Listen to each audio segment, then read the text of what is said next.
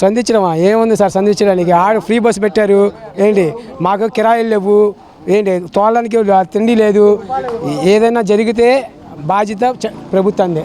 Auto డ్రైవర్లు ఆకలి బాధలతో ఏమైనా ఆత్మహత్యలు చేసుకుంటే అది ప్రభుత్వం బాధ్యతే. 13వ తారీఖు అనంతపురంలో ఇచ్చేశారు దసరాకి వేస్తామని. అప్పటికిప్పుడు ఎన్ని రోజులు ఉందండి? మీరు ఇన్ని కాగితాలు అడిగితే ఎలా తెస్తాం చెప్పండి? ఇన్ని కాగితాలు, ఆధార్ కావాలి, క్యాస్ట్ కావాలి, ఏంటి ఇన్కమ్ సర్టిఫికేట్ ఆటో డ్రైవర్కి ఎందుకంటే తెలియదు. ప్రతి ఒక్కరికి తెలుసు.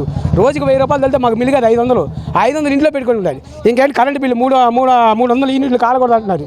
ఎందుకు కాలదండి? 10 కూలర్ లేకుండా ఏ ఇల్లు ఉందండి? తాటేకల్లో కూడా ఏసీలు పెట్టుకొని ఉన్నారు. ఏసీ ఉన్నందుకు మాత్రం కోటీసులు అయిపోతారండి. అంటే ప్రశాంతంగా పడుకోకూడదా? 300 యూనిట్లు ఏంటంటే అసలు అర్థం కాదు. దానికి దీనికి సంబంధం ఏంటండి? మీరు ఇచ్చేదేంటి? ఉచిత బస్సు పెట్టారు, ఆటో డ్రైవర్లు డబ్బులు ఇస్తున్నారు, అవునా? మరి అలాంటప్పుడు మీ ఇవ్వండి, మీకు ఎందుకు? ఆటో డ్రైవర్ కాదా? అవునా? లైసెన్స్ ఉందా లేదా? బండి ఖాతాలు ఉన్నా లేవో అడగాలి. ఇన్కమ్ పెట్టండి, క్యాస్ట్ పెట్టండి, ఏంటి అవి పెట్టండి, ఇవి పెట్టండి. ఇదంతా మాత్రం చాలా దారుణం అండి. ఇది గతంలో జగన్ అసలు ఏమీ లేవు సార్. కాగితాలు పెట్టమని పెట్టాం, స్పాట్లో పడిపోయింది అది.